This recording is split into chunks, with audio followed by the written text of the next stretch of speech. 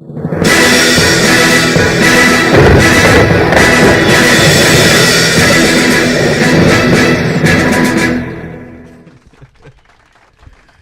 back on the ride. We back on. Okay, I ain't hear no clap, no soul clap, but I like who that dude was. Yeah, you don't need no clap. You like that dude, right? No music. Wrestler. Oh, yeah. We're back on the ride. Wow. 950 Lounge live Saturday morning. DSN WRN 1628 in the Lehigh Valley. And big shout to the Bethlehem Steelers out in that hot football field. Run, Simba, run, as I say. Hit him. We're joined by a gentleman to my far left that, in my time of working with him, I learned a lot. And sometimes in this game, you go through people you don't learn anything from. And then some people you don't have to be around long and you learn a lot from. And he's definitely a force on this microphone. And I'm really proud and excited to have him on today. Ladies and gentlemen, DSN's own Mr. Mike, the moderator. What's going on, sir? What's good, young man? Thank you. Young man. Exactly. Well, I did shave today. Even I had to look young man. No, you don't tell that Must to you. be the hat. Yeah, you don't get the rerun going. What's going on, Mike? How you doing, brother? Man, I'm good, brother. I'm grateful to be here, and when the opportunity arose itself to come through, I was like, yo, I gotta take that opportunity. I ain't been through these doors often recently, right? So any opportunity to come back through. You like Carmelo? You coming home? You know the song. Coming home. Coming home. You know what? Yeah, this is home. Like me and DWI kicked it off at the old spot where I had just came in at the old spot. So he was already up and running. But, countless shows and adding a little bit here, adding a little bit there. I used to do a show called Hip Hop 101 where, one Saturday out of the month we got together and we, talked to the pioneers of hip hop. So that's where me and D kicked it off at.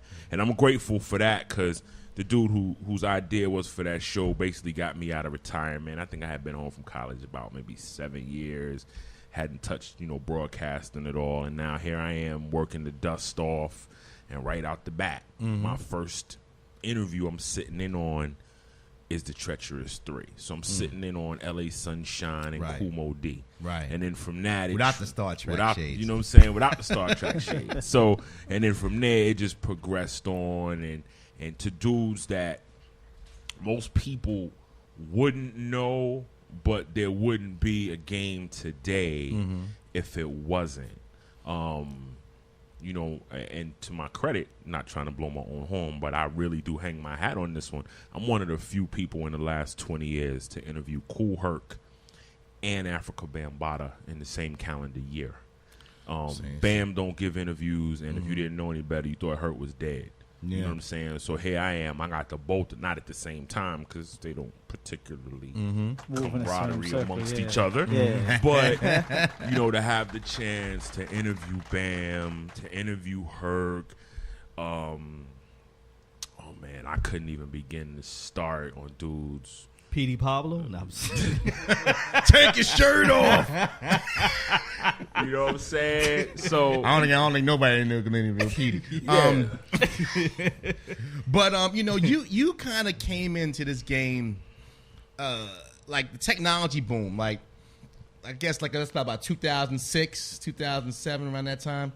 And it's amazing how what we've done in 10 years from a technology standpoint. Like I've had a conversation with DWI, and it was like, you guys used to have the chat room, and they would chat in the chat room during the early mentality days, and would get back. And now you have everything is you can go live on your phone and have people hitting. So talk about that evolution of okay, we got this new media that we're able to transmit to the world, but now from what has gone from 2006 to 2016. Is the Jetsons. What's absurd about it, not necessarily absurd in a negative, but is that my background is radio television. My background was radio television technology, which required me to learn how to fix everything that I worked on from a broadcasting perspective. Right. I'm young. I'm 17, 18 years old. When they started hitting me with trigonometry and Calc 2, I said, I'm going to broadcasting where I just get behind the mic and look pretty and figure out how to fix this stuff on my own. Right. So I've always kept a parallel eye on all forms of broadcast media just to see how things changed over the years. Right. I got friends that work in film. I have friends that work in television. I have friends that work in terrestrial radio. I have friends that work in the internet medium, and I've always managed to watch. And I'm going to say, I got in this in 85. From 85 to 95, it was very tortoisey, very slow in its progression. You know, in 87, we were hearing about stuff that wasn't coming around the pike till like 92, 93. I take a time off. I jump back into the game, getting my feet wet, brushing the dust off. Yo, from 2005 to now, the exponential growth has been absurd. Yeah. And, I mean, we went from camcorders that were this big to phones. Yeah. We went from you'd have to spend a couple of grand for good lenses to now I can get a phone that has Same type of 9 megapixel Yeah. and the same editing software that you would have went out and spent a couple of grand for. So it's been a good thing. It's been a bad thing. Right. Especially that brick cell phone. You know the brick cell phone? You know what I'm saying? Nino Brown. Remember the ones in the bag? I had a bag phone. You had a bag phone? Yeah, yep. I never had a phone. bag. I had the old antenna phone out and everything. Like Get Smart. You be in Bentleys, you be dancing. Oh, baby, I gotta unleash this phone. Hold on. Exactly, but you came around with the flips. I came around with the brick phone. I remember my mom used to have the brick phone from her job, so I used to use it. I would flip it down. I'd pull the antenna all the way up. Be standing there holding it with 2 hands. Just like that. They had to get rid of it when somebody threw it at the back of a cop's head. That's when they said, okay, enough of that, because they knocked the cop unconscious. The first time I saw the brick phone was on the LL, the Jiggling Baby video. Nah, I saw it with When Teddy Riley. Well, yeah, with Teddy Riley's guy had the brick phone. Brick phone, yep. That's what it was, a brick phone. So, Mike, let's jump into some things. Obviously, a lot going on. We're going to start with the Olympics. A lot of happening with the Olympics. Michael Phelps. No, Michael Phelps, but I want to start with Simone Manuel. Obviously, right. Simone Well, Manuel. it's a few Simones. We'll start with Simone Manuel, obviously, and the other Simone winning gold. Your thoughts on the evolution? We talk about evolution in radio. This evolution in swimming. It's 2016 is the first African American winning swimmer, female winner. Your thoughts? Man, you ain't playing, are you? You just going hard, ain't you? Hey, listen, man. You built for this, babe. You built for this. Let me say this. I got to stir a little controversy. Let's go. For anyone who would think that popped out of the cake, fresh out of the cornfield, is a black female that could swim, is an anomaly. You're pathetic. Right, exactly. Thank you. You're blatantly pathetic. For you to think that this is some nuance, something that just came along, you're oblivious, and you have fallen victim to the propaganda. Yeah. Now, to that being said, it truly does me good to see this. Not so much because, we got a black girl that can swim. Right.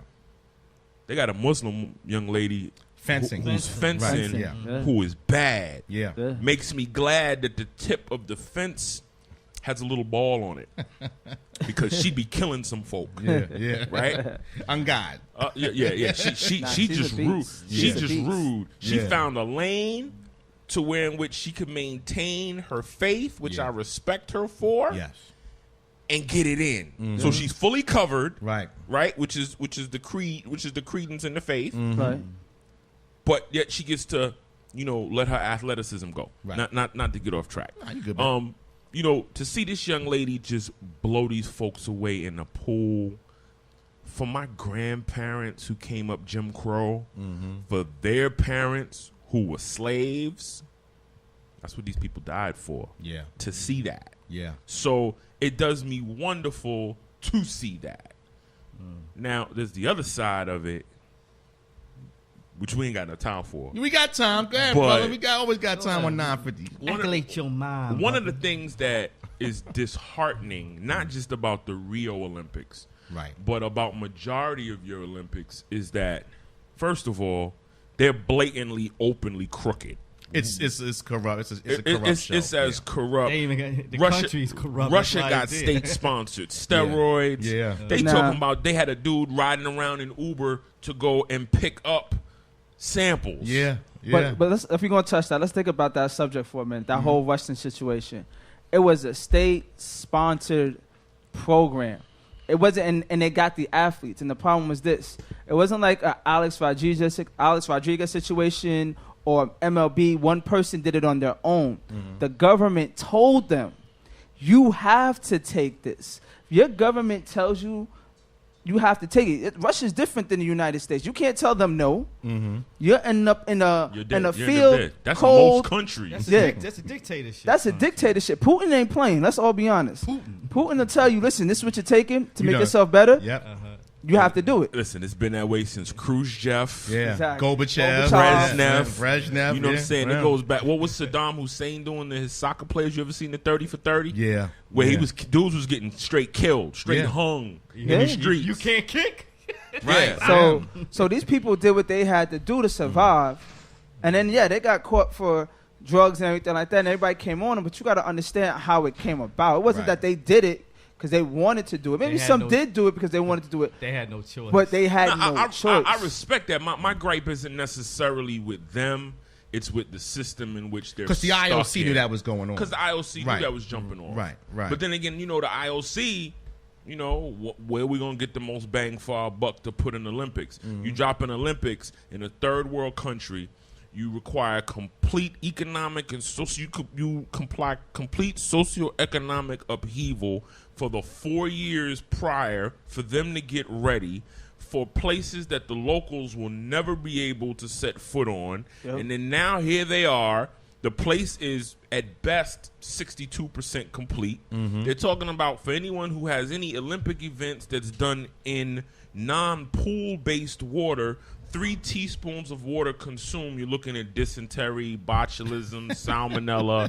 How do you get on a rowboat or a kayak and not get at least 3 tablespoons of water consumed? There's nothing you can do about it. So Zika is the least of everybody's concerns. Right, exactly. But I digress. But especially when somebody's canoeing, they see a old chair. Like, what the? Yeah, because they're basically rowing in what was explained to me as their sewer system. Is that a Twix floating in the water or something else? And a rip-bound shark came. But it's not. The question is, and I always wondered about this: how they chose Rio. I understand it's a third world country. I understand you're trying to. I understand you're trying to do all of that, but you got to think about people's safety. It comes to a point where it's not even just the Olympians that you have to worry about. You got to worry about the people, the spectators as well. I mean, when 85,000 army troops. There you go. And that has nothing to do with the security that other countries sent there, both publicly known and private contractor security. Like, dude.